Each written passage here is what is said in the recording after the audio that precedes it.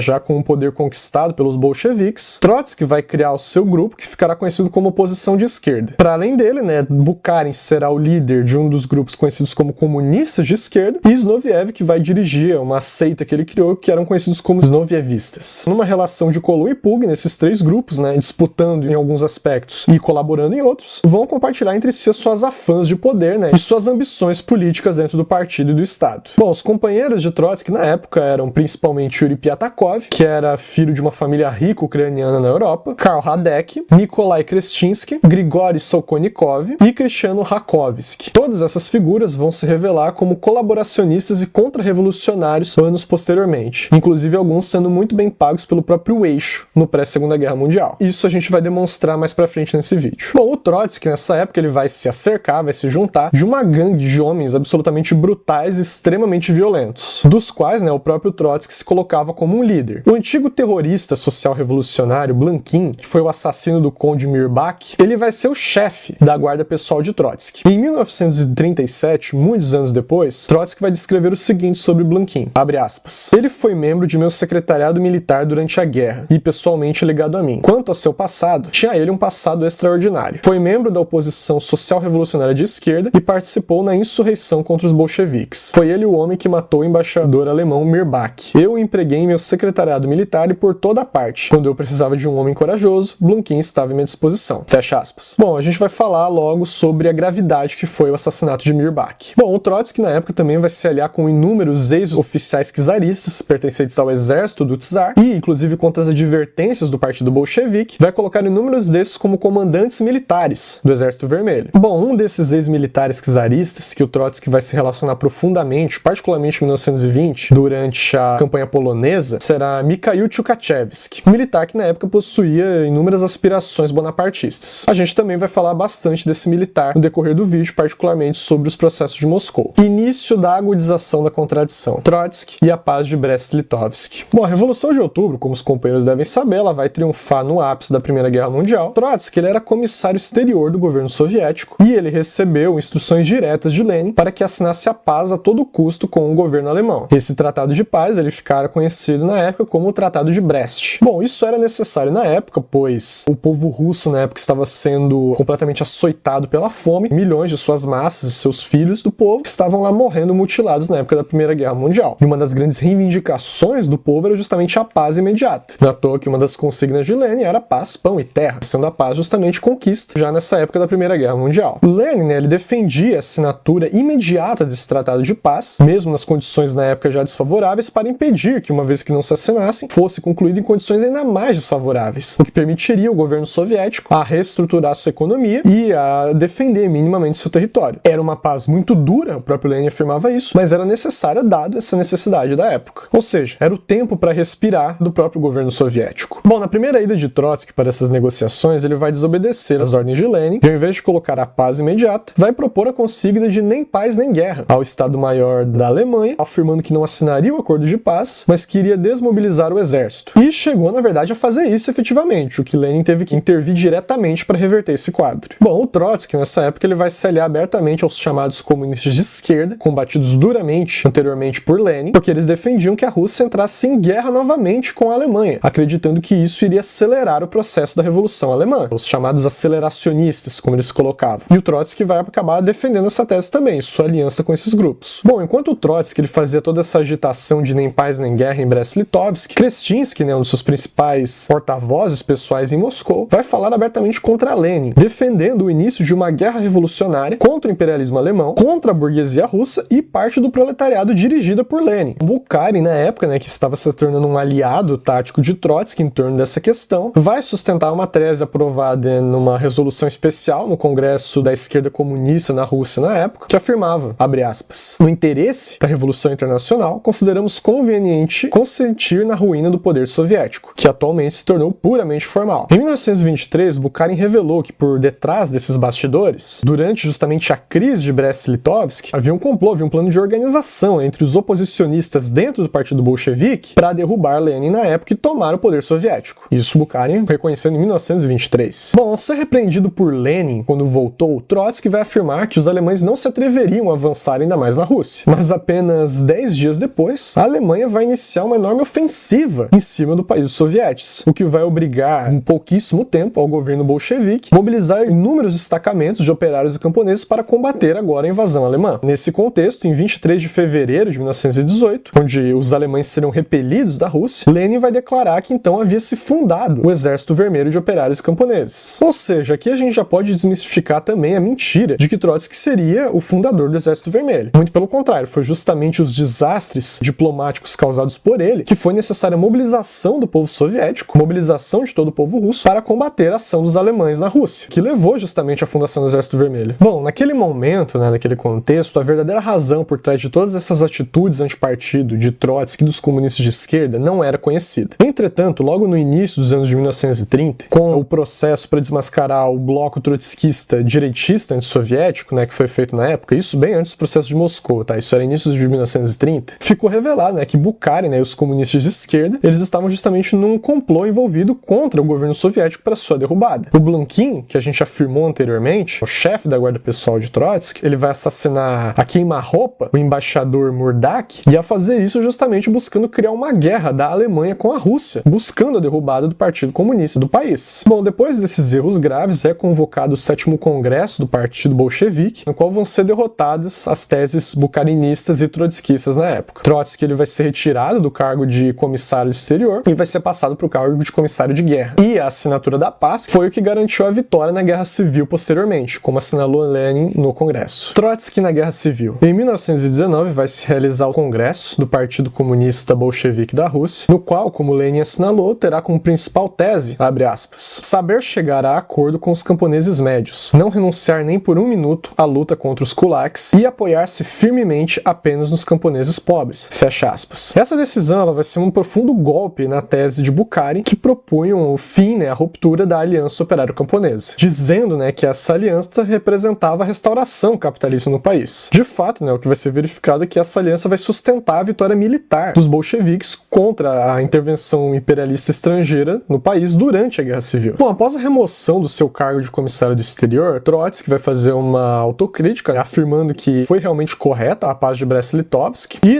vai se colocar a cooperar absolutamente sem restrições a partir daquele momento. Por conta disso, o partido, uma vez tendo retirado ele de comissário do exterior, vai colocá-lo agora como comissário de guerra, como eu já havia falado anteriormente. Agora, o que a gente vai verificar enquanto comissário de guerra é que, confiando de uma maneira integral nos chamados especialistas militares, ex-militares czaristas que cercavam Trotsky vai se opor em grande parte às decisões militares colocadas pelo Comitê Central do partido. Na verdade, em vários casos, teve que haver a intervenção direta do Comitê Central do Partido Bolchevique para impedir que lideranças militares comunistas fossem executadas por Trotsky unicamente por terem contestado as suas decisões. E isso já no fronte de batalha. Bom, no verão de 1919, em combate aberto contra as forças do Exército Branco, particularmente na época contra Kolchak, que era, né, um representante militar do Exército Reacionário, Trotsky vai afirmar que a ameaça a leste de Kolchak não era mais um perigo para a Rússia e vai defender o transporte de todas as forças do Exército Vermelho para o combate a Denikin, no sul do país. Stalin, na época, vai colocar que isso teria permitido a Kolchak reorganizar e reagrupar suas forças para dar uma nova investida contra o governo soviético quando estivesse mais fortalecido. Bom, o plano de Trotsky ele foi rejeitado pelo Comitê Central e Trotsky vai ser retirado da campanha militar a leste, o que vai permitir posteriormente a derrota completa das forças de Kolchak. No outono de 1919, Trotsky vai elaborar um plano na campanha contra Denikin no sul. O plano que ele colocava ia requerir uma marcha pelos estepes do Don, né, uma região que estava infestada de bandos contra-revolucionários de cossacos. Stalin, que havia sido enviado ao fronte do sul pelo Comitê Central, ele vai rejeitar esse plano de Trotsky por conta desse motivo e vai propor que o Exército Vermelho avançasse para o sul através da bacia de Donetsk, principalmente pela sua densa rede ferroviária que tinha lá, pelos inúmeros suprimentos que teriam para manter o Exército Vermelho e por ter uma população simpática ao governo bolchevique. Esse plano, por sua vez, vai ser aceito pelo Comitê Central. Trotsky, por conta disso, ele vai ser removido novamente agora do fronte sul, vai ser intimado em não interferir mais nas operações meridionais e, inclusive, vai ser aconselhado a não cruzar mais a linha de demarcação do fronte sul. E, por sua vez, né, o general Denikin ele vai ser derrotado, de acordo com o plano traçado por Stalin ao Exército Vermelho. Entre os aliados de Trotsky na época havia um ex-general czarista, o oficial Vazets. Esse general, né, ele vai ser descoberto posteriormente que estava envolvido em intrigas contra a direção do Exército Vermelho e, por sua vez, vai ser removido de seu posto. Aqui fica evidente, né, que ainda que tenha tido um papel importante dentro do Exército Vermelho, ele não exerceu nenhum papel de destaque durante a Guerra Civil. O fato de que todos os seus planos foram derrotados por Stalin foi justamente o planejamento de Stalin que permitiu, principalmente, a derrota do Exército Branco por todo o país, particularmente no fronte sul contra Denikin. A gênese da quinta coluna, a oposição de esquerda. Bom, a passagem da Guerra Civil para a edificação pacífica do socialismo, principalmente nos primeiros anos, comportou inúmeras dificuldades para os comunistas. Os inimigos do bolchevismo, que estavam infiltrados dentro das fileiras do Partido Comunista Bolchevique, durante todo esse período, travaram inúmeras intrigas e lutas contra a linha leninista do partido. A cabeça desses elementos antipartido era Trotsky, que tinha como seus principais aliados Noviev, Kamenev e Bukharin, ainda que na relação de conluio e pugna que eu já havia mencionado anteriormente. O seu objetivo era principalmente destruir Lenin e tomar o poder soviético à época. Bom, acabada a Guerra Civil, né, o partido agora tinha a difícil tarefa de edificação pacífica do socialismo no país, e que foi justamente por conta disso convocado o 10º Congresso do Partido Bolchevique. Bom, nesse congresso, né, havia ainda uma imensa quantidade no partido de antigos mencheviques, de socialistas revolucionários, entre outros. Todos os grupos que eram oposições aos bolcheviques antigamente e que não eram de maneira nenhuma verdadeiros comunistas, e muito menos marxistas-leninistas. Alguns desses grupos vão defender que não era necessário afrouxar o regime do comunismo de guerra. O que era o comunismo de guerra? Durante a Guerra Civil, o regime do comunismo de guerra era o regime de requisições forçadas ao campesinato para alimento, particularmente do proletariado urbano e das forças das fileiras do Exército Vermelho, visando a vitória na guerra. Uma vez, né, estabelecendo a necessidade de construir pacificamente o socialismo, o comunismo de guerra não era mais necessário, principalmente para voltar ao desenvolvimento da Aliança Operária Camponesa. Mas diversos grupos defendiam, inclusive, apertar mais a porca e aumentar, inclusive, as requisições forçadas ao campesinato. Outros grupos afirmavam que o governo soviético devia ficar à margem da reconstrução nacional da economia, defendendo de que toda a economia do país deveria ser entregue à gestão dos sindicatos independentes e eles que se virem para resolver o problema. Quem vai iniciar a luta e a discussão contra Lenin e contra a maioria do Comitê Central à época era o próprio Trotsky, que vai defender a estatização dos sindicatos e a militarização destes. Bom, uma das teses de Lenin na época para resolver esses problemas da disputa ideológica do partido era, na sua defesa do centralismo democrático, a proibição das frações que existiam no partido e a colocação do poder ao Comitê Central para travar luta e, inclusive, destituir membros que acabavam incorrendo em atividade fracionista. E assim, né, negando o centralismo democrático e a direção de Lenin desse papel, as figuras de Trotsky, Bukharin, Zinoviev e Kamenev vão iniciar suas atividades clandestinas, já que agora não era mais permitida a existência de frações dentro do partido. É nesse 10º Congresso também que vai ser implementada a nova política econômica, que ficou conhecida como NEP, que, como eu falei, acabava com o regime de requisição forçada do comunismo de guerra e instituía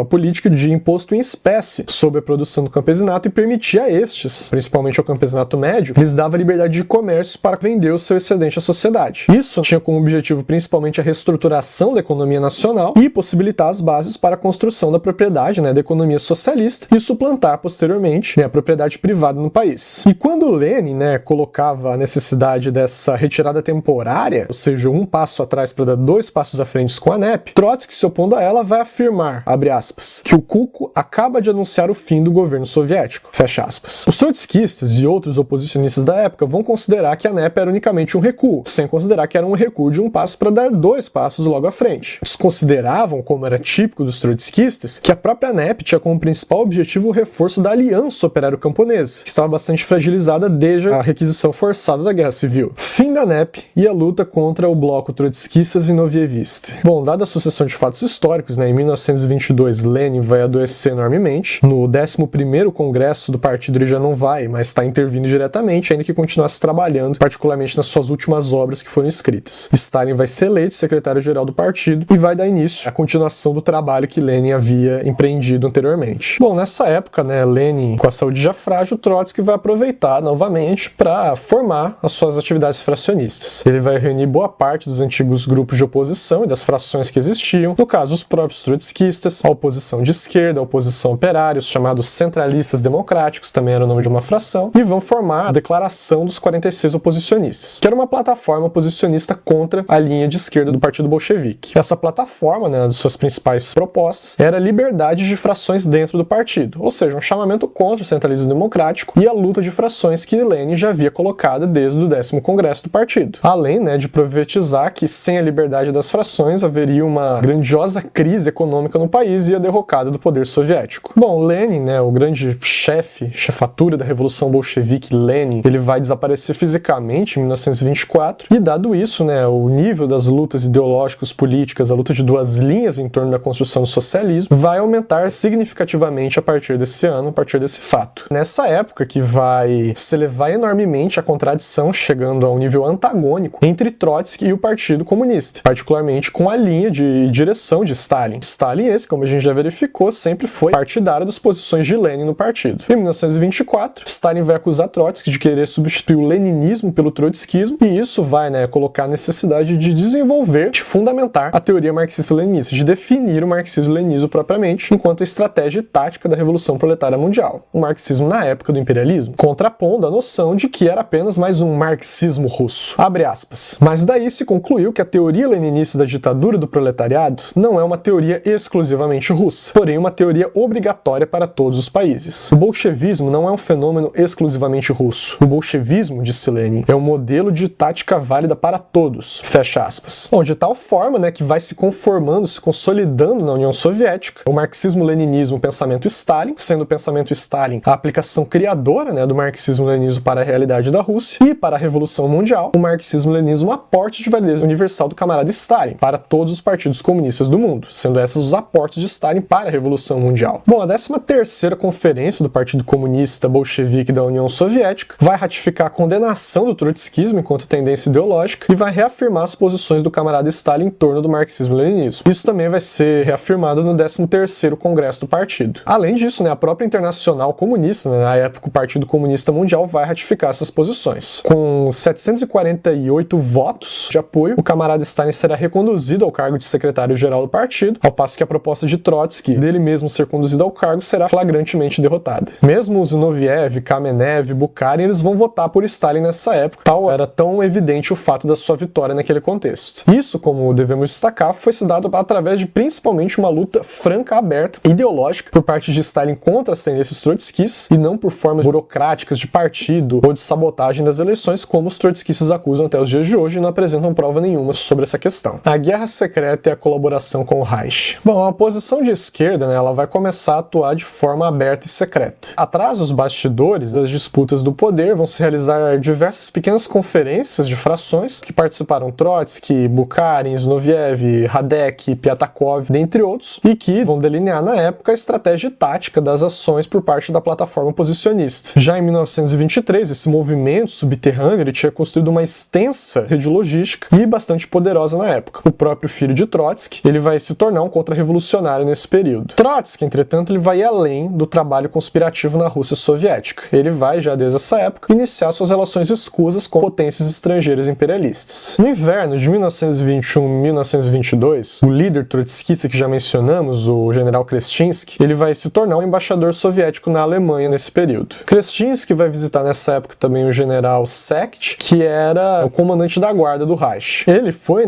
justamente ter essas conversas com as instruções claras por parte de Trotsky para convencer o Estado-Maior da Alemanha, o Reich da época, a financiar as atividades trotskistas ilegais na União Soviética. Krestinsky vai relatar o seguinte em seu julgamento, abre aspas, eu propus a questão a Sect e mencionei a importância dos 250 mil marcos ouros. O general Sect, depois de consultar o seu assistente, o chefe do pessoal raso, concordou em princípio e fez a contraproposta, pretendendo obter certas informações importantes e confidenciais de caráter militar que lhes seriam transmitidas, embora não regularmente, por Trotsky em Moscou, ou por seu intermediário. Acrescentou que necessitava de ajuda para obter vistos destinados a personagens que seriam enviados à União Soviética. Como espiões, esta contraproposta do general Sect foi aceita em 1923 e efetuou-se o acordo. Fecha aspas. Bom, na frente externa, a Inglaterra agora colocava a necessidade de impor um regime ditatorial na Rússia, com a ação de um títere britânico conhecido como Boris Savinkov. Essa conspiração teve participação direta de Churchill, e ele mesmo anotou em suas memórias, chamado Grandes Contemporâneos, ele afirmou o seguinte, abre aspas, em junho de 1924, Kamenev e Trotsky convidaram definitivamente Savinkov para voltar, fecha aspas. Em 1924, um membro do grupo do Trotsky, o Rakovsky, ele vai ser colocado como embaixador soviético na Grã-Bretanha, e só será aceito pelos britânicos justamente por ser parte do grupo do Trotsky. Nessa época, a luta ideológica no Partido Comunista, longe de ter como principal marco as teses de Trotsky, eram principalmente voltadas contra as teses de Bukharin da integração pacífica dos kulaks, dos camponeses ricos, ao socialismo, que tinha como consigna o enriquecei-vos, ainda que Trotsky, à época, continuasse propugnando a sua revolução permanente. Zinoviev e Kamenev, por sua vez, defendiam que a vitória do socialismo na União Soviética seria impossível dado o atraso tecnológico do país. Meses depois da 14ª Conferência do Partido, que será em 1925, será formado um novo grupo conhecido como Nova Oposição, dirigidos principalmente por Trotsky e Zinoviev. Esse grupo, ao contrário dos anteriores, ele vai mais longe que todos esses, colocando a defesa de uma nova direção da Rússia. O próprio Trotsky vai notar que esse grupo vai regimentar todos os antigos carreiristas fracassados e frustrados e oportunistas de muito baixo calão. Espiões, sabotadores, terroristas, contra-revolucionários de tudo que é tipo vão integrar essa chamada nova oposição e vão começar a fazer o armazenamento de armas. Vai, inclusive, iniciar o estruturamento de um exército trotskista secreto na União Soviética. O próprio Trotsky, como ele comunicou a Zinoviev e Kamenev, isso ele anotou na sua autobiografia, O Minha Vida, afirmou, abre aspas, temos que visar muito longe, precisamos preparar-nos para uma luta séria e longa, fecha aspas. Em dezembro de 1925 vai se realizar o 14º Congresso do Partido Comunista Bolchevique da União Soviética, que vai ser marcado por uma alta atmosfera de tensão, dado ao número extenso das lutas ideológicas e o caráter antagônico que estavam se desenvolvendo. Nunca se tinha visto antes uma delegação inteira, gigantesca, da organização do partido de Petrogrado se preparar justamente para uma intervenção contra o Comitê Central no partido. E nessa época, boa parte desses grupos de oposição vão se aflorar novamente, o principal sendo os zinovievistas. Havia sido colocado o plano de industrialização do país por parte de Stalin, que será amplamente combatido pelos zinovievistas, particularmente por Solkonikov, que vai apresentar um plano contrário ao de Stalin sobre essa questão. O plano de Solkonikov defendia que a Rússia continuasse sendo um país agrário, que iria exportar principalmente produtos alimentícios de baixo valor agregado e importar dos países imperialistas mais ricos um maquinário que não deveria nem produzir e nem fabricar. Stalin vai se opor severamente a essa tese, lembrando que as linhas de Zinoviev e Kamenev, as mais oportunistas que tinham na época, eram meras repetições de lenga-lenga que já haviam sido combatidas por Lenin em anos anteriores. Esse grupo zinovievista ele vai aprovar, na sua linha através do Komsomol, da juventude do partido, que não fosse aplicado às teses do 14º Congresso. E o partido vai ter que travar longa luta, o Comitê Central longa luta para que elas fossem de fato implementadas na sociedade como um todo, apesar dessa atitude fracionista de Zinoviev. O Comitê Central vai advertir o bloco trotskista zinovievista que não iria mais tolerar a existência de trabalho subversivo e por isso, vão entregar ao Comitê Central uma declaração assinada por Trotsky, Zinoviev, Sokolnikov e Kamenev, no qual afirmavam que não iriam cometer mais atividade fracionista e iriam ser leais a partir dessa data. Isso, só para deixar claro, a gente já estava em 1926. Só que ao mesmo tempo em que Trotsky fazia essa declaração, ele vai afirmar o seguinte para Rakovsky, abre aspas, devemos dar instruções aos nossos aliados no estrangeiro, aos embaixadores e representantes comerciais para sondar os círculos conservadores nos países capitalistas, junto aos quais estão acreditados e verem até onde os trotskistas podem contar com seu apoio, fecha aspas. No outono de 26, Trotsky vai pessoalmente à Alemanha e se encontra com o serviço secreto do país para firmar os acordos em relação ao Reich. Klestinski vai descrever novamente seu julgamento. Abre aspas. Depois de ter consultado Trotsky, eu respondi ao general Sek afirmativamente e nossa informação passou a ter um caráter mais sistemático, não apenas esporádico como vinha tendo antes. Verbalmente, fizeram-se promessas com respeito a um futuro pacto do pós-guerra. Continuamos a receber dinheiro. A partir de 1923 a 1930, recebemos anualmente 250 mil marcos ouro alemães, ou seja, aproximadamente um total de 2 milhões de marcos ouro. Fecha aspas. Bom, de volta a Moscou, depois de sua visita à Alemanha, Trotsky vai iniciar uma campanha total contra o governo soviético. Ele vai afirmar, na sua autobiografia, O Minha Vida, abre aspas. Durante 1926, a luta partidária se desenvolveu com incessante intensidade. No outono, a oposição fez mesmo uma investida aberta nos locais de comícios partidários, fecha aspas. Essas táticas falharam e vão criar enorme ressentimento dos trabalhadores que vão combater diretamente essas atitudes fracionistas de Trotsky. Ao passo que, como colocou, a oposição foi obrigada a bater em retirada por conta disso. Com a ameaça de guerra iminente à Rússia, em 1927, Trotsky vai renovar a carga de seus ataques ao governo soviético, afirmando que era tomado por uma incompetência administrativa, uma degenerescência partidária e uma ditadura de um homem só sobre Stalin, entre outros. Stalin, por sua vez, vai denunciar a realização de uma frente entre Chamberlain, da Inglaterra, e Trotsky. Novamente, vai se estabelecer votações partidárias para deliberar sobre a concepção trotskista e a prática trotskista no país, e a imensa maioria do partido bolchevique, angariando 740 mil votos, vão tomar posição pela condenação do trotskismo e a afirmação das teses do camarada Stalin, ao passo que os trotskistas, em toda a sua agitação subversiva e sua atuação nos comitês locais, apenas angariou 4 mil votos. É importante destacar que a inexistência de liberdade de frações no partido bolchevique nunca impediu a completa liberdade por parte da plataforma trotskista de fazer suas intervenções e colocar suas posições nas discussões e debates. Nunca houve a tentativa de censurar Trotsky ou qualquer um trotskista nessa época, durante essas lutas que foram se desenvolvendo, mas simplesmente a imensa maioria do partido sempre tomava posição pela defesa das teses do camarada Stalin contra as teses fracionistas de Trotsky. Ou seja, enquanto não foi comprovada a atividade antissoviética aberta e a aliança com grupos contra-revolucionários armados por parte de Trotsky, nunca houve a tentativa nenhuma de suprimir as falas destes na União Soviética, particularmente durante os anos 20. Trotsky e os inovievistas, mais uma vez derrotados, vão dar início à preparação de um golpe militar armado, um golpe de Estado contra o partido, para tomar o poder. Eles estavam preparando justamente para o 10º aniversário da Revolução de Outubro, no caso o 7 de novembro de 1927, no qual iriam preparar a insurreição armada para a derrubada do governo soviético e a colocação deles próprios no poder do país. E assim, na manhã do dia 7 de novembro, foi justamente preparado esse golpe, que seria durante a marcha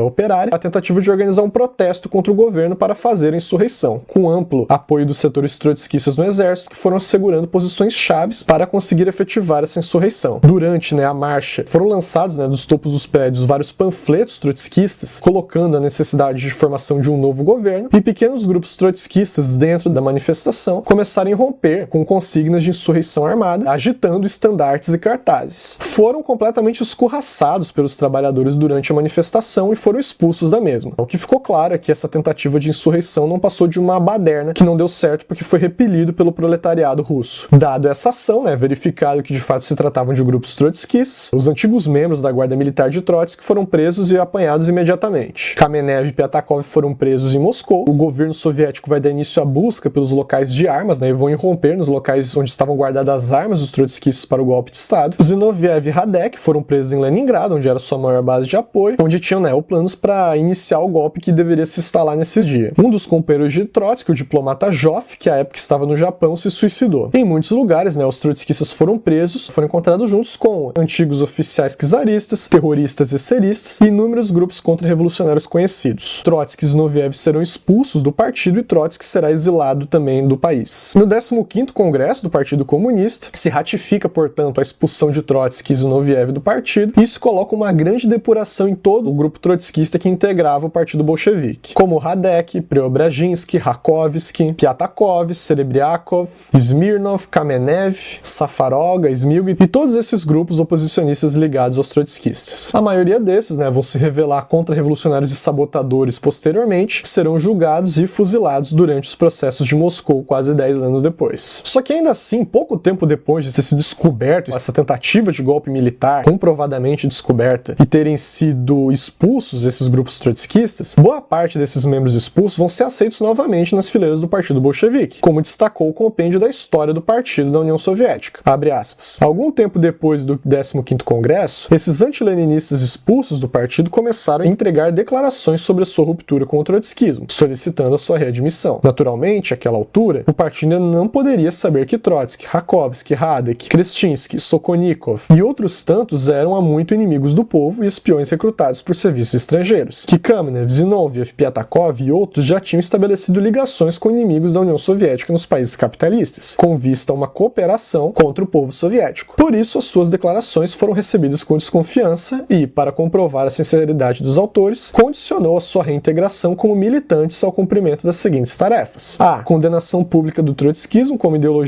anti-bolchevique e antissoviética. B. Reconhecimento público da política do partido como uma única política justa. C. Submissão incondicional às resoluções do partido e dos seus órgãos. D. Passagem por um período de experiência durante o qual o partido verificaria a conduta dos expulsos, decidindo no final, caso a caso, sua readmissão. O partido considerou que o reconhecimento público desses pontos, por parte dos expulsos, teria em quaisquer circunstâncias um efeito positivo, uma vez que quebraria a unidade das fileiras trotskistas e novievistas. No caso de os autores das declarações demonstrarem sua sinceridade, recuperar-se-iam os quadros. Em caso contrário, seriam desmascarados à frente de todos, não como pessoas que erraram, mas como carreiristas sem princípios, intrujões da classe operária e rematados dúplices. A maioria dos expulsos aceitou as condições de readmissão e publicou na imprensa as respectivas declarações. Compadecendo-se e não querendo negar-lhes a possibilidade de voltarem a ser homens do partido e da classe operária, o partido reintegrou-os como militantes. Todavia, com o decorrer do tempo, constatou-se que as declarações dos elementos ativos do bloco trotskistas e novievista, com raras exceções, eram inteiramente falsas e fingidas. Fecha aspas. Em 27 de novembro de 1927, Krestinsky, o agente trotskista, vai enviar uma carta confidencial a Trotsky, que na época estava exilado em Alma-Ata, no qual estabelecia a estratégia dos conspiradores trotskistas a ser seguida nos próximos anos. Ele deixava claro, que a atitude trotskista de agitação e propaganda aberta contra o governo soviético não poderia ser feita naquele momento, dado o avanço do proletariado contra estes. Mas sim, que os antigos trotskistas deveriam buscar atingir pouco a pouco os postos de Estado, as posições de poder no partido, no exército e no Estado, para preparar suas novas atividades. Os trotskistas, como escreveu Krestinsky, devem procurar, abre aspas, lentamente, gradualmente e com trabalho persistente dentro do partido, restaurar e reaver a confiança perdida no meio das massas e a influência sobre elas. Fecha aspas. Trotsky foi exilado em Alma-Ata, a capital da República Soviética de Kazakh, isso na Sibéria, próximo da fronteira com a China. Foi-lhe concedido uma casa para ele, junto com a sua esposa e com seu filho, e foi tratado de forma bastante benigna pelo governo soviético, inclusive lhe dando uma pensão na qual o governo soviético pagava boa parte de suas despesas mensais. Foi-lhe permitido reter boa parte dos seus membros da sua antiga guarda pessoal, inclusive um antigo oficial do Exército Vermelho, que agora continuava a integrar sua guarda. Foi-lhe permitido receber inúmeros amigos e antigos companheiros e ter até um arquivo confidencial de biblioteca e arquivos que ele possuía. É nesse período em que ele vai manter as suas atividades conspirativas contra o governo soviético através dessas cartas confidenciais, principalmente. Fundamentalmente através da atividade de seu filho, Leon Sedov. Bom, o governo soviético, vendo o avanço das conspirações, adverte Trotsky de que era para ele parar com essas atividades e, ignorando essas advertências, o GPU, que era a polícia política da União Soviética, a polícia secreta, vai deportar Trotsky de todo o território soviético ainda em 1929. Trotsky em Elba. Bom, agora a estratégia do Trotsky, principalmente a partir desses anos, vai ser se apresentar como um opositor de esquerda, uma ultra-esquerda, justamente para não ser deslegitimado. Bom, boa parte dos antigos anti-bolcheviques, anticomunistas no geral, vão abandonar sua retórica contra-revolucionária aberta e czarista para adotar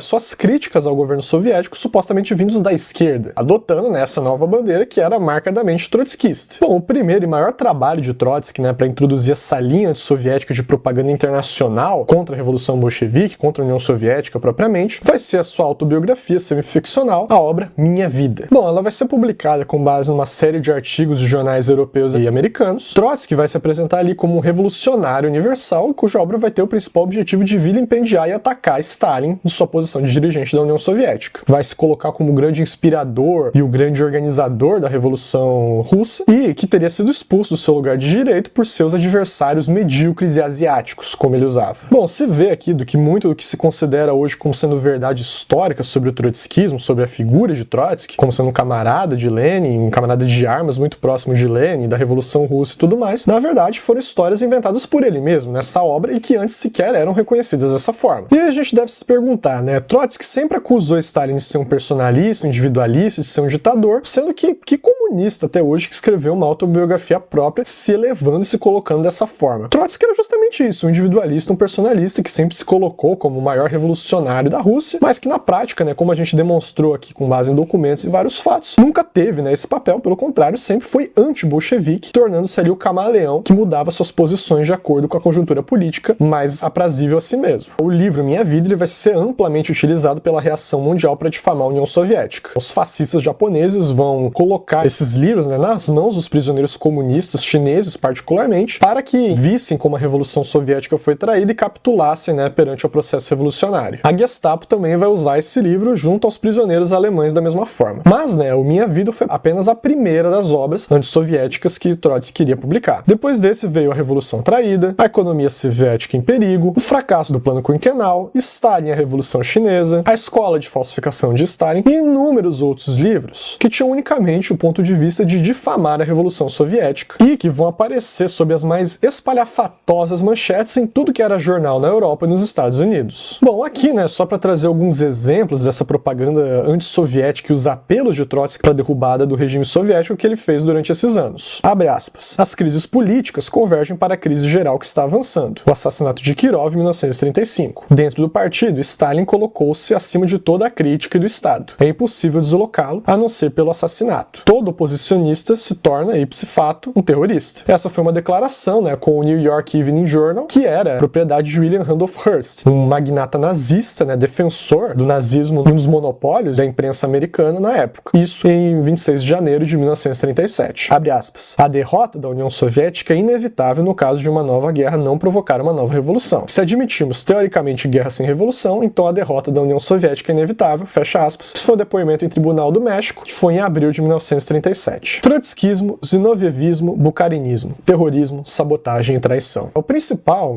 apesar de toda essa questão da propaganda contra a União Soviética, era a ligação de Trotsky com a reação mundial, inclusive com os nazifascistas e os imperialistas. Como a gente já trouxe, né, até 1930, o agente de Trotsky, o Krestinski, vai receber 2 milhões de marcos ouro da Alemanha para financiar as atividades trotskistas na Rússia. Isso, né, em troca de dados de espionagens militares entregue aos trotskistas para o serviço de inteligência da Alemanha, do Reich. Isso Krestinski vai colocar mais tarde, abre aspas. De 1923 a 1930, recebemos anualmente 250 mil marcos ouro alemães, aproximadamente 2 milhões de marcos ouros. Em 1928, recebi uma carta de Trotsky que nessa ocasião estava exilado em Alma Alta. Essa carta continha instruções para que eu recebesse o dinheiro dos alemães que ele propunha fosse entregue a Maslow ou aos seus amigos franceses, isso é, Roemer, Madelina Paz, entre outros. Entrei em contato com o general Sick, prontificou-se a falar sobre o caso com Hammerstein e obter o dinheiro. Obteve. Hammerstein era nesse tempo o chefe do Estado-Maior da Guarda do Reich. Em 1930 foi promovido a comandante-geral, fecha aspas. Em 1931, o Trotsky vai restabelecer a ligação com os antigos grupos oposicionistas da União Soviética, destacando que era necessário formar uma frente de oposição única. Em segundo lugar, né, essa luta assumiria a partir daí um caráter principalmente militante, que se desenvolveria posteriormente numa campanha de terrorismo e sabotagem contra o governo soviético durante todos os anos 30. Ou seja, né, estabelecendo seus planos por meio de ataques pequenos e sincronizados, essa oposição teria o objetivo de desmoralizar o governo soviético e os planos quinquenais através desses ataques de sabotagem armada e promover a derrubada do governo soviético. Para isso, né, o Trotsky ele vai conseguir recrutar o antigo trotskista Piatakov, que, sob ter jurado fidelidade novamente ao Partido Comunista Bolchevique da União Soviética, agora integrava o Supremo Conselho Econômico, órgão que era responsável pela planificação econômica do país. Bom, o Piatakov ele vai se reunir periodicamente com Sedov, né, o filho do Trotsky em Berlim, e que tinha, né, como um dos principais objetivos promover o superfaturamento de compras alemãs, né, de compras da União Soviética com a Alemanha, e o dinheiro obtido nesse superfaturamento seria destinado ao financiamento da oposição trotskista. Outro terrorista, né, que vai ser recrutado pelo filho de Trotsky, o Sedov, vai ser o Shestov, no qual Sedov vai afirmar para ele que, abre aspas, nosso papel não é espreitar e assobiar à espera de bom tempo. Precisamos dar-nos com todas as nossas forças e meios à nossa disposição a uma política ativa de descrédito do governo de Stalin e de sua política. Fecha aspas. E Trotsky, por sua vez, né, sustentava que, abre aspas, o único caminho certo, caminho difícil, mas seguro, era o da destituição violenta de Stalin e dos chefes do governo por meio de terroristas. Fecha aspas. Bom, o Shestov ele vai ser encomendado, né, vai ser passado ele a tarefa de se entender com algumas empresas alemãs nações que tinham interesses em bases industriais soviéticas, particularmente na Sibéria Ocidental. Bom, de volta à Rússia Soviética, Shestov, né, esse terrorista, ele vai trazer uma carta de Trotsky a Piatakov, no qual destacava algumas questões, né, de tarefas imediatas para a derrubada do poder soviético. A primeira tarefa era utilizar-se de todos os meios possíveis para derrubar Stalin e seus seguidores do partido. A segunda tarefa era unir todas as forças anti-stalinistas, o que incluía serviços secretos de países estrangeiros como o serviço secreto da Alemanha, como já estabelecemos aqui anteriormente. A terceira tarefa era torpedear, né, bombardear todos os meios de desenvolvimento da União Soviética, do governo soviético, particularmente os meios econômicos, buscando desestabilizar o país. Ou seja, vemos aqui, né, as três táticas empreendidas pela oposição trotskista: o terrorismo, o terror branco, a colaboração com potências estrangeiras e a sabotagem da economia soviética. Bom, o Karl Radek, né, ele vacilou a aceitar essa nova proposta, mas ao fim e ao cabo ele concordou, né, com a linha trotskista de sabotagem, terrorismo e colaboração. O bloco das direitas e trotskistas. Bom, em 1932 discutiu-se, né, entre Piatakov, que era a posição de Trotsky na época na Rússia, e Bukharin, né, o líder da oposição de direita na União Soviética, discutiu-se, né, um acordo para pôr as diferenças antigas de lado, né, entre os trotskistas e os bukharinistas e firmar uma oposição única. Essa oposição única seria sob o comando supremo de Trotsky no estrangeiro. O grupo menor, subordinado por Zinoviev e Kamenev, também aceitou se sujeitar à direção de Trotsky naquele momento. Vai se estruturar através desse bloco um alto comando desse bloco de oposição para dirigir as campanhas de terrorismo e sabotagem de dentro da União Soviética. Particularmente, né, vai ser chamado de bloco de direitas e trotskista. Bom, então ele foi constituído, né, de três camadas distintas, no qual se estabeleceria a atividade de conspiração contra a União Soviética, e caso uma delas falhasse, as outras conseguiam prosseguir as atividades. A primeira camada era o Centro Terrorista Trotskista Zinovievist, que era chefiado pelo Zinoviev e que, por sua vez, era responsável pelos atentados terroristas na União Soviética. A segunda camada era chefiada por Piatakov, que era o Centro Paralelo Trotskista, responsável principalmente pela sabotagem industrial na União Soviética. A terceira camada, que era a mais importante das três, era chefiada por Bukharin e Krestinsky, era o bloco das direitas e dos trotskistas, que compreendia a maior parte dos líderes da antiga oposição que chefiavam partes do Partido, Exército e Estado soviético. Esse grupo ele não era composto por pouco mais que alguns milhares de membros e cerca de 20 a 30 líderes efetivos que detinham postos de comando na União Soviética. Bom, aí para citar alguns agentes estrangeiros que compunham esse novo bloco conspirativo. O que a gente já citou, o Nikolai Krestinsky, que era trotskista e comissário assistente de negócios anteriores, era um agente do Serviço Secreto de Inteligência Alemã e, desde 1923, empreendeu, né, tarefas de espionagem a serviço do general Secht. Arkady Rosengoltz, trotskista e comissário do comércio exterior, desempenhou tarefas de espionagem para o serviço alemão desde 1923. Relatou ele, anos depois, abre aspas, minhas atividades de espionagem começaram já em 1923, quando, por instruções de Trotsky, confiei várias informações secretas ao comandante-chefe da Guarda do Reich, Secht, e ao chefe do Estado-Maior alemão, Hasse. Fecha aspas. Em 1926, Rosengoltz começou a trabalhar para o Serviço Secreto Britânico. Christian Rakovsky, trotskista e antigo embaixador na Inglaterra e na França, e também, né, agente do Serviço Secreto Britânico desde 1924. Também relatou posteriormente, abre aspas, eu estabeleci ligações criminosas com o Serviço Secreto Britânico em 1924 e em 1934 Rakovsky também se tornou um agente do Serviço Secreto japonês. Stanislav Ratajczak também era trotskista e era chefe da Administração Central da Indústria Química, também agente do Serviço Secreto da Alemanha. Para citar alguns, né, Ivan Hrash, Gavril Putin, Ikov Litichits, Iosif Turok, Mikhail Chernov, Vassily Sharangovich, Grigory Grinko. Bom, ainda em 1929, o Comitê Central vai descobrir, né, a relação de Bukharin, Rykov, Tomsky e Zinoviev com o Trotsky no estrangeiro. O Comitê Central adverte eles e coloca a demissão destes, achando que isso amainaria crítica. Já o Bureau Político, né, o camarada Stalin, também vai se opor à política de demissões, entendendo que era necessário que essas figuras fizessem de fato uma verdadeira autocrítica. Esses colaboracionistas, por sua vez, vão formalmente fazer autocrítica e esconder novamente suas posições. No 17º Congresso, vão fazer mais discursos de autoflagelação, pedindo desculpas e condenando suas atividades, enquanto, por baixo dos panos, continuavam a conspirar com atividades terroristas do bloco oposicionista. Bom, em 1933 vai ser o ano em que o fascismo começa a marchar, né, estabelecer poder em inúmeros países da Europa, né, e vai estabelecer um grande movimento de massas por boa parte do continente. Um deles vai ser na França, onde colaboracionistas e agentes fascistas também vão trabalhar para receber Trotsky, que vai montar ali seu quartel-general para mais atividades. Bom, Krestinsky, né, vai se reunir com Trotsky para discutir a possibilidade de fazer uma aliança com Hitler. Segundo ele, o Trotsky vai afirmar que, abre aspas, qual era a substância de nosso acordo com a Guarda do Reich? Nós recebemos uma pequena soma de dinheiro e eles recebiam informações de espionagem, de que necessitariam no caso de um ataque armado. Mas o governo alemão, Hitler particularmente, deseja colônias, territórios e não possui apenas informações de espionagem. E está disposto a contentar-se com o território soviético em vez das colônias, pelas quais teria de lutar com a Alemanha, a América e a França. Quanto a nós, não precisamos de 250 mil marcos ouro. Precisamos das forças armadas alemãs, para irmos ao poder com a ajuda delas. E é nesse sentido que tem de ser encaminhado o nosso trabalho. Fecha aspas. A primeira coisa, disse Trotsky, era conseguir um acordo então com o governo alemão. Abre aspas. Mas os japoneses também são uma força com a qual é preciso nos entendermos. Finalmente, é necessário ter uma organização no Exército Vermelho, entre os comandantes, destinada a tomar os postos mais vitais do momento oportuno e chegar ao poder. Substituir o governo atual, que deve ser preso, por um governo nosso, antecipadamente preparado. Fecha aspas. Este homem no exército, que os trotskistas buscaram estabelecer uma aliança, era o já citado lá nos anos 20, o Marechal Tukhachevsky. Radek, outro conspirador, vai relatar também, abre aspas. Trotsky colocou a questão nesses termos. A ascensão do fascismo ao poder na Alemanha mudou fundamentalmente a situação toda. Tomou a guerra inevitável e próxima, tanto mais quanto a situação vinha tornando-se simultaneamente aguda no Extremo Oriente. Trotsky não duvidava que dessa guerra resultaria a derrota da União Soviética. Essa derrota, escreveu ele, criará condições favoráveis para o bloco assumir o poder. Trotsky afirmou que tinha estabelecido contato com um estado do Extremo Oriente e um estado centro-europeu, e que ele informara claramente aos círculos semi-oficiais desses estados que o bloco se prontificaria a fazer concessões consideráveis, tanto de caráter econômico como de caráter territorial. Fecha aspas. Enquanto Trotsky aguardava a definição da Alemanha, ou seja, a posição de Hitler, Himmler, Goebbels e outros do alto comando alemão sobre a sua intenção de ceder parte do território soviético, particularmente a Ucrânia, em caso de ajuda para derrubar Stalin nas atividades do bloco conspiracionista unido, Rakovsky vai ao Japão e se reúne com o serviço secreto do Japão. Lá, o Rakovsky ouviu deles que os trotskistas chineses deveriam realizar atitudes na Revolução Chinesa para impulsionar a intervenção japonesa naquele processo, e tomando a China como um todo. Assassinato de Sergei Kirov.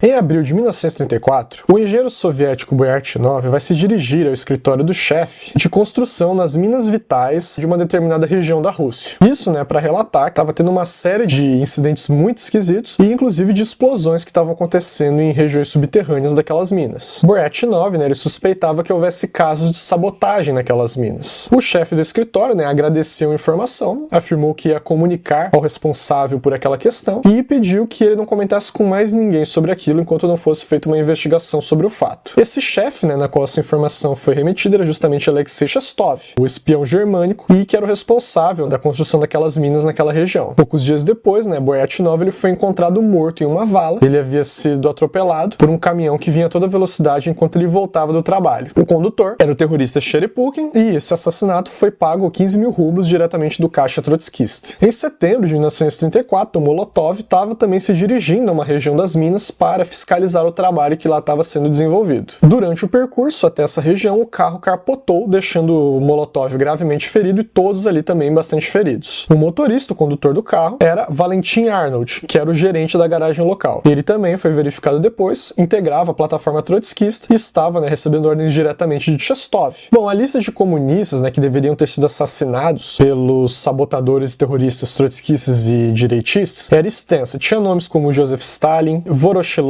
Molotov, Sergei Kirov, Lazar Kaganovich, Andrei Zhdanov, Gorky e Menjinsky. Esses terroristas, eles recebiam repetidamente mensagens de Trotsky sobre a urgência na eliminação desses opositores, os dirigentes do governo soviético. Bom, atentados, frustrados aconteceram contra Voroshilov e contra o próprio Stalin, que chegou a ter a sua lancha no Mar Negro alvo de snipers a longa distância. O terrorista que errou a mira no assassinato de Stalin, Bogdan, foi assassinado tempos depois por Bakayev, que também era um integrante desse grupo, forjando uma carta de suicídio no qual acusava o governo soviético. Em 1º de dezembro de 1934, um membro do Comitê Central, o Sergei Kirov, dirigente da linha de Stalin, ele vai levar um tiro na cabeça a queima-roupa quando sair do seu escritório. O atirador era Leonid Nikolaev, terrorista que na investigação acreditava-se inicialmente que era um guarda branco, mas foi diretamente ligado ao grupo de oposição zinovievista. E aí, nessa investigação foi apurado que entre 1933 e 1934, o grupo de oposição de Zinoviev havia se reestabelecido um grupo contra-revolucionário terrorista e clandestino, chamado como Centro de Leningrado. Ele tinha como principal objetivo assassinar as principais lideranças do Comitê Central da União Soviética. E Sergei Kirov foi justamente a sua primeira vítima. Esse grupo era centralizado diretamente pelos trotskistas e pelo bloco unificado de oposição de trotskistas e direitistas. Bom, os membros, desmascarados nessa investigação, que integravam esse grupo, foram condenados pelo Colégio Militar do Tribunal Supremo da União Soviética e foram condenados à pena capital, fuzilamento. Em breve, logo em seguida, também foi descoberta a existência de um novo grupo terrorista, não em Leningrado, mas em Moscou, que também era chamado Centro de Moscou, e foi verificado, que eles tinham instrução e direção de Zinoviev, Kamenev e outros membros da organização. A duplicidade e a infâmia desses grupos, chegou ao fato de que o Zinoviev ter escrevido logo em seguida um obituário elogioso a Kirov e remetido à publicação posteriormente. Dado a descoberta desse grupo de zinovievistas, uma vez tendo em mente preservar as outras frentes, eles negaram a existência de um bloco unificado e não mencionaram o fato da aliança com os bucarinistas, mesmo tendo sido descobertos e fuzilados, visando das sequências de atividades contra-revolucionárias após a descoberta desse grupo. Os zinovievistas, eles vão negar absolutamente terem sido responsáveis pelo assassinato, ainda que admitisse responsabilidade moral, por excitar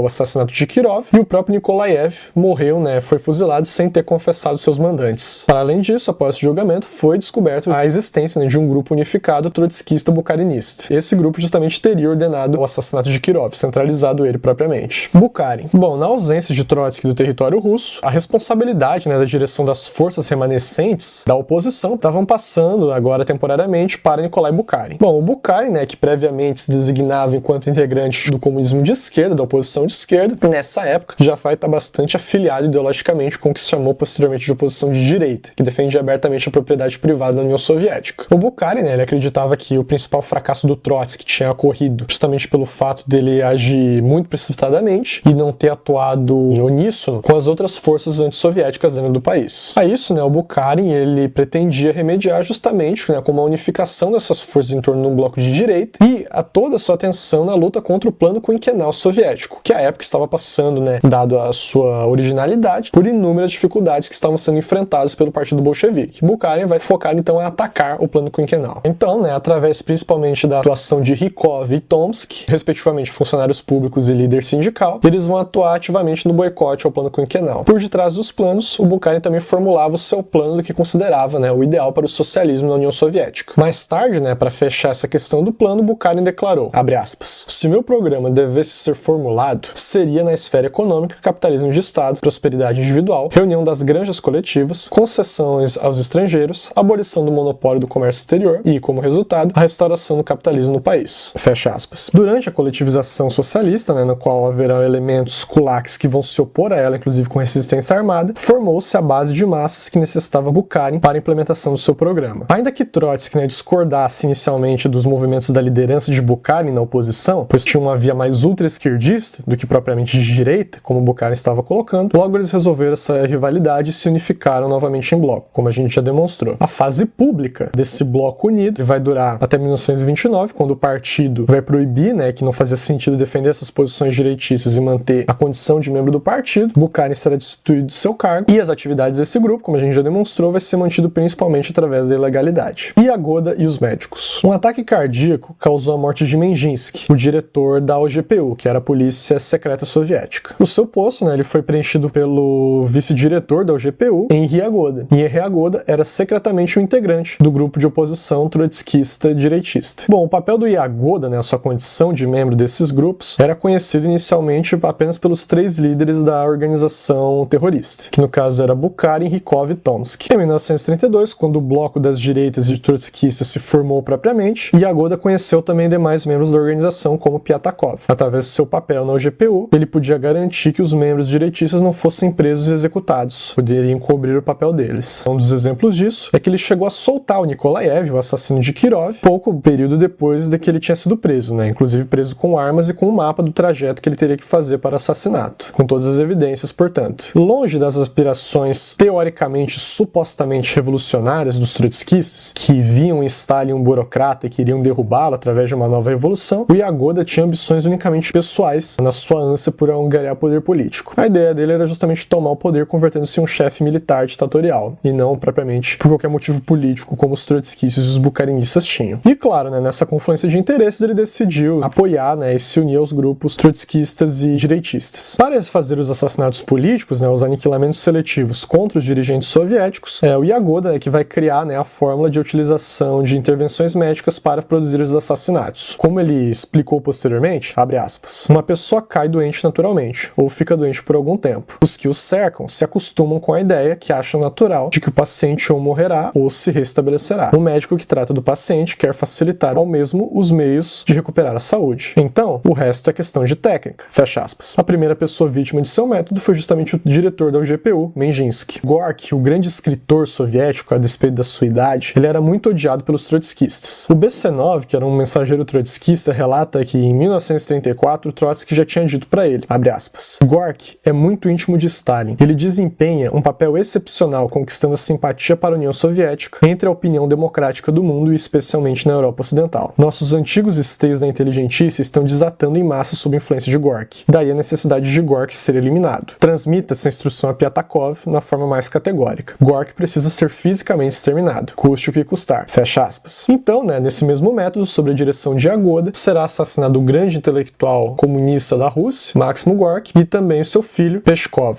Todos os assassinatos políticos dessa época por intervenção médica, ou quase todos, foram definidos justamente pelo bloco trotskista de direitistas. Em particular, Peshkov, né, o Yagoda confessou que havia o matado por ter se apaixonado pela sua esposa. Sabotagem para enfraquecer a resistência ao nazifascismo. Sob a orientação de Trotsky, Piatakov vai formular um plano para sabotar completamente a economia soviética, a sua indústria, a sua agricultura, principalmente, né, acabando com os esforços na preparação da guerra e no desenvolvimento de tecnologia militar para fazer frente à futura invasão nazifascista. Semelhantes ações, né, vão ser verificadas nos kolkhozes, nos sovkhozes e em outras fábricas, particularmente através da intervenção de Bukharin, que foi acompanhado diretamente pelo serviço secreto da Alemanha e do Japão. Para embasar nosso argumento, né, vamos citar algumas das ações que foram reveladas pelos seus próprios sabotadores. Bom, então para citar, né, algumas ações de sabotagem contra a economia soviética que foram realizadas, visando justamente despreparar o país para a guerra que se aproximava, vamos citar aqui algumas de seus principais perpetradores na época. Ivan Yazev, trotskista e agente japonês, gerente do sistema ferroviário dos Montes Urais, declarou o seguinte, abre aspas, eu executei integralmente as instruções do serviço secreto militar japonês que eu recebera algum tempo antes da organização trotskista. 27 de outubro ocorreu um desastre no trem em Gumika e foi trabalho de nossa organização. O trem, viajando a grande velocidade, descarrilhou de um trilho no qual estava parado um trem de carga com minérios. 29 soldados do Exército Vermelho mortos e 29 feridos. 30 a 50 desastres foram organizados diretamente por nós. O serviço secreto japonês insistia sobre o uso de meios bacteriológicos em tempos de guerra, com o objetivo de contaminar trens de tropas, cantinas e centros sanitários do exército com bacilos altamente virulentos. Fecha aspas. Alexei Chestov, trotskista e agente alemão, nazista, membro da diretoria do Trust de Carvão Oriental e Siberiano, declarou o seguinte, abre aspas, nas minas de Prokopievsk empregou-se o sistema de câmaras e pilares, sem enchimento das cavidades feitas. Como resultado desse sistema, tivemos mais de 50% de perda de carvão, em vez dos 15 a 20% habituais. Em segundo lugar, como resultado disso, houve cerca de 60 explosões subterrâneas nas minas de Prokopievsk até o fim de 1935. Fecha aspas. Yakov Drobnis, trotskista e diretor assistente das obras de Kamerav, declarou também, abre aspas, a represa do distrito fora localizada de tal maneira que, se necessário fosse, ou quando ordens fossem dadas, poderia alargar a mina toda. Além de que o carvão fornecido era imprestável para o consumo, o que ocasionava explosões. Essas foram deliberadamente provocadas e numerosos trabalhadores foram seriamente feridos. Fecha aspas. Mikhail Chernov, membro das direitas, agente do Serviço Secreto Militar Alemão e comissário da Agricultura da União Soviética. Abre aspas. O Serviço Secreto Alemão interessava-se especialmente pela organização de atividades destrutivas na esfera da criação de cavalos para impedir o fornecimento de cavalos ao Exército Vermelho. Quanto às sementes, incluímos no programa mistura de sementes. Misturávamos sementes de qualidade com outros inferiores, baixando consequentemente o rendimento das colheitas no campo. Quanto à pecuária, o plano era matar o gado de raça e conseguir uma alta mortalidade no rebanho para isso, impedir o desenvolvimento das provisões de forragens, infeccionar artificialmente o gado com várias modalidades de bactérias. O resultado disso foi a perda de 25 mil cavalos, seguramente. Fecha aspas. Vassily Sharangovsky, membro das direitas e agente secreto do serviço polonês, secretário do Comitê Central do Partido Comunista na Bielorrússia, também falou que, abre aspas, aspas. Empenhei-me em atividades destrutivas, principalmente no âmbito da agricultura, primeiramente reduzindo o ritmo da coletivização. Tomamos medidas para disseminar a praga entre os porcos, de onde resultou uma grande mortalidade de suínos. Em 1935, ocasionamos um surto de anemia entre os cavalos na Bielorrússia. Fizemo-lo intencionalmente, porque na Bielorrússia os cavalos são extremamente importantes para fins de defesa. Trabalhamos para destruir essa poderosa base que poderia ser utilizada no caso de uma guerra. Do que me recordo, 30 mil cavalos pereceram em consequência dessa medida. Fecha aspas. Trotsky e o nazifascismo. Com a Segunda Guerra Mundial cada vez mais próxima, Trotsky ficava costurando as suas alianças entre os fascistas japoneses e os fascistas alemães, vai informar o seguinte numa carta a Radek, abre aspas, há duas variantes possíveis para a nossa ascensão ao poder. A primeira é a possibilidade da nossa subida ao poder antes da guerra, a segunda durante a guerra. Devo admitir que a questão do poder só se tornará uma saída prática para o bloco como resultado da derrota da União Soviética na guerra. Para isso, o bloco despenderá toda a sua energia. As atividades obstrutivas dos trotskistas nas indústrias de guerra deveriam ser efetuadas sob a direta supervisão dos alto-comandos alemão e japonês. Fecha aspas. Trotsky vai receber Piatakov na Noruega, vindo este com um passaporte nazista, e vai contar para ele justamente sobre o avanço das negociações feitas com o governo nazista, concluindo que foi finalizada com, de fato, um acordo com o Terceiro Reich. Os nazistas eles estavam prontos para ajudar os trotskistas a ascenderem ao poder na União Soviética, e os pontos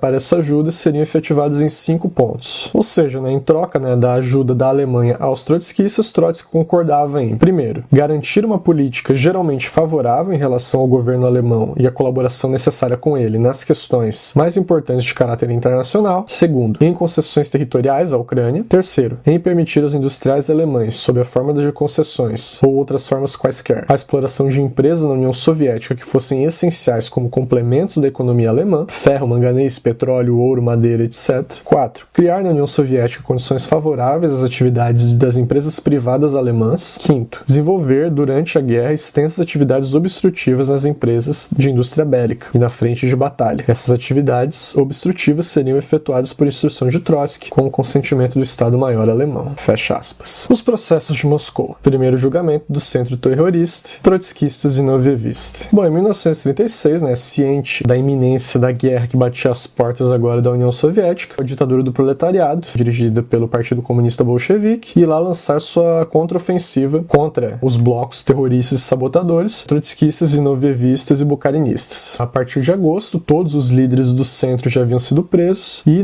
Kamenev e Zinoviev foram levados a um novo julgamento. Já nas primeiras audiências se revelou a colaboração sistemática de Trotsky com o nazismo, tanto com os fascistas alemães, quanto através de agentes trotskistas russos. Kamenev, em seu depoimento, afirmou o seguinte, abre aspas, sabendo que podíamos ser descobertos, nos designamos um pequeno grupo para continuar nossas atividades terroristas. Para isso, foi designado Sokolnikov. Pareceu-nos que da parte dos trotskistas esse papel seria desempenhado vantajosamente por Serebriakov e Radek. Em 1932, 1933 e 1934, eu mantive pessoalmente relações com Tomsky e Bukharin e sondei seus sentimentos políticos. Eles simpatizavam conosco. Quando eu interroguei Tomsky acerca da opinião de Rykov, ele replicou, Rykov pensa como você. Em resposta à minha pergunta sobre como Bukharin pensava, ele disse, Bukharin pensa como eu, mas está empregando táticas um tanto diferentes. Ele não concorda com a linha do partido, mas está empregando a tática de se enraizar persistentemente no partido e conquistar assim a confiança pessoal do governo. Fecha aspas. Em 23 de agosto, o Colégio Militar da Suprema Corte da União Soviética condenou Zinoviev, Kamenev, Smirnov e outros 13 membros desse bloco terrorista à pena capital, o fuzilamento, sendo, portanto, condenados por traição e terrorismo. Uma semana depois, foram presos Piatakov, Radek,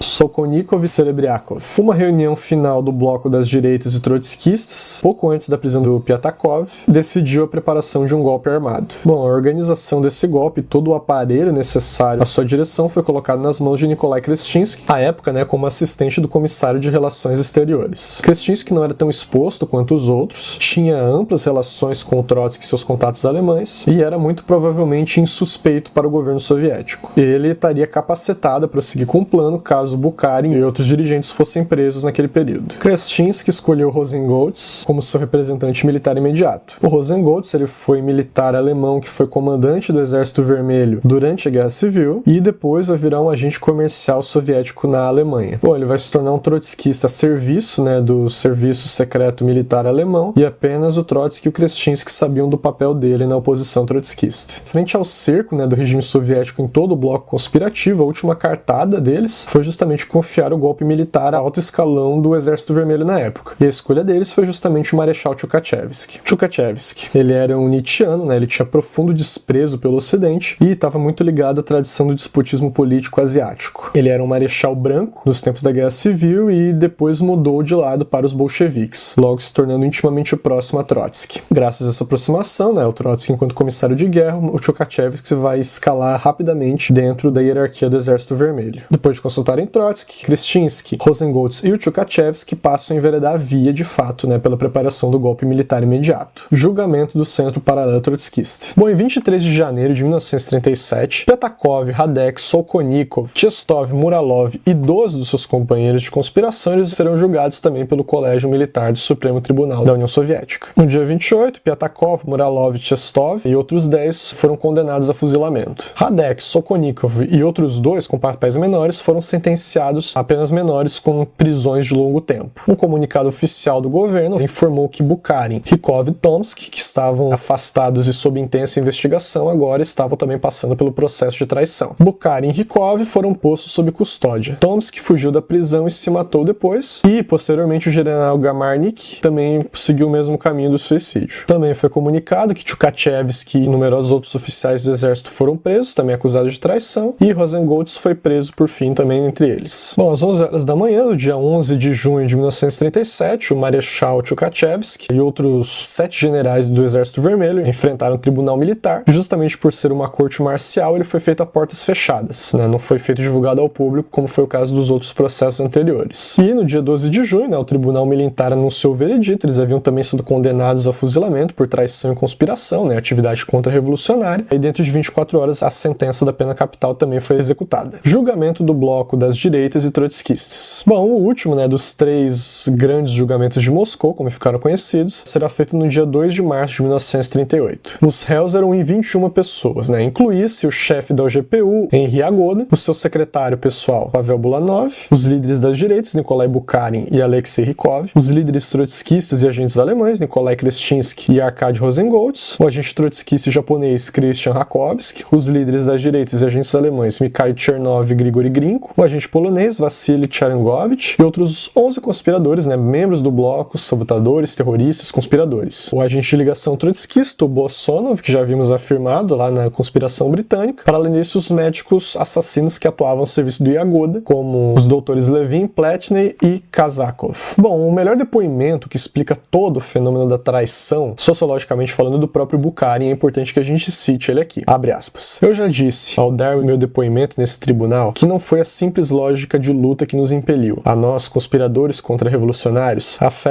da vida do subsolo que foi exposta neste tribunal com toda a sua força. A simples lógica de luta foi acompanhada por uma degenerescência de ideias, uma degenerescência psicológica, uma degenerescência de nós mesmos, uma degenerescência do povo. Houve exemplos históricos muito conhecidos de semelhante degenerescência. Basta mencionar Briante, Mussolini e outros. Nós também degeneramos, fecha aspas. O veredito foi anunciado da manhã do dia de 13 de março de 1938 e todos os réus foram considerados culpados. 3 deles, Pletney, Besanov e Rakovsky, foram condenados à prisão e todos os outros também foram condenados à pena capital. E assim, ao final desses processos, era liquidada a 5ª coluna nazista dentro da União Soviética. Conforme iam saindo essas confissões, Trotsky ia mudando sua opinião. Primeiro, dizia que Kamenev e Zinoviev, poupados do fuzilamento, forjavam delações para fugirem da guilhotina. Quando foram fuzilados, baseadas em outras confissões, dizia que era fruto de tortura e drogas poderosíssimas. Depois, afirmou que eles eram nobres e velhos bolcheviques que estavam sendo perseguidos e denunciou Petakov, Bukharin e Radek como desprezíveis e títeres de Stalin. Com a prisão da maioria dos trotskistas, o Trotsky foge para o México. Um comitê americano para a defesa jurídica de Leon Trotsky é formado pelos seus companheiros nos Estados Unidos, que ficou conhecido como a Comissão Dewey. Esse comitê, né, ele se esforçou bastante para passar a propaganda de que Trotsky era um mártir da Revolução Russa, e que os processos de Moscou, todas essas confissões e julgamentos que a gente afirmou, eram tudo farsas de Stalin para assegurar o seu poder político. Bom, então um dos principais atos desse comitê foi, na verdade, um inquérito, né, colhendo o depoimento de Trotsky, com testemunhas sendo os próprios secretários de Trotsky, conduzido, né, por jornalistas trotskistas e advogados antissoviéticos, no qual o Trotsky fazia virulentas acusações contra o governo bolchevique contra Stalin, e esse depoimento vai ser amplamente repercutido pelo monopólio de imprensa da Europa e dos Estados Unidos. É desse depoimento que vai ser inúmeras outras mentiras e acusações que até hoje são espalhadas pela historiografia burguesa. Por fim, em 1940, Jacques Monod, assassinar, o pseudônimo de Ramon Mercader, vai assassinar Trotsky no México. Supostamente, ele era um agente do NKVD que se infiltrou no aparato pessoal de Trotsky, fingindo ser um agente trotskista. Conclusão. Bom, então para concluir, é importante destacar que todo esse material desse vídeo comprovou e traz justamente a verdade histórica sobre os fatos que se desenvolveram na União Soviética, particularmente sobre o bando trotskista, bucarinista e zinovievista, de inúmeros conspiradores, terroristas, sabotadores e colaboracionistas com a Alemanha nazista e com outros países imperialistas na sua luta por derrubar o governo soviético. Todos eles, longe de nos prendermos a algum maniqueísmo, acreditavam subjetivamente que eram de fato revolucionários e o que estavam fazendo era lutando por derrubar o governo que eles chamavam de operário degenerado de Stalin. E para isso valia tudo, inclusive ação armada e inclusive aliança com potências imperialistas. Evidentemente, a gente destaca isso não para defendê-los, mas sim para compreender a nível psicológico o que eles realmente acreditavam que fazia sentido dentro da sua filosofia. Objetivamente, entretanto, a gente deve destacar que na prática foram contra-revolucionários que agiram a serviço do capitalismo e do imperialismo contra a nascente pátria socialista, a União Soviética. E isso é o principal a se ter o balanço. Através desse material, que fica evidente, né, a necessidade de tomar posição por Stalin, a necessidade de tomar posição pela ditadura do proletariado na União Soviética, demarcando com supostos marxistas-leninistas que buscam criticar um chamado stalinismo e conciliar com o trotskismo. Muito pelo contrário, né, não existe marxismo-leninismo sem Stalin, sem os aportes de validez universal do camarada Stalin, e que sem, né, essa grande depuração, sem essa grande vitória sobre a quinta coluna, não seria possível a União Soviética atingir a ferrenha unidade que atingiram para a vitória contra a besta nazifascista. Era isso para esse vídeo, agradeço a você que assistiu, peço que se gostou, curta e se inscreva no canal, se possível nos auxiliar financeiramente com Seja Membro e outras formas de contribuição financeira que disponibilizamos aqui no canal. Agradecemos imensamente para o desenvolvimento da nossa propaganda aqui no YouTube. Nos vemos no próximo vídeo. Saudações!